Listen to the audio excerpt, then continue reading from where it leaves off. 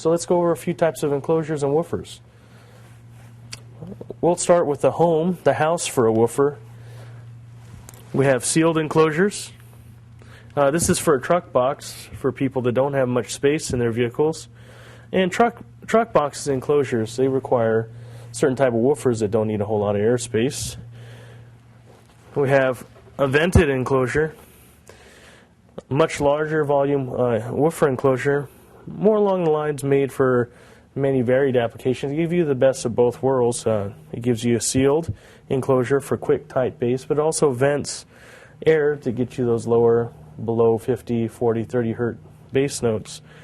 That can encompass many different types of music forms and styles, but it's pretty much recognized as the best all-around woofer enclosure these days. Then we have the classic bandpass enclosure.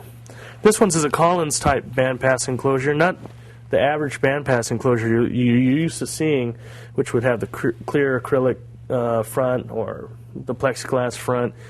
All three of these enclosures are made out of MDF. Enclosure construction material is very important because if you have a wet or a damp environment, if you use fiberboard or standard plywood, it'll rot.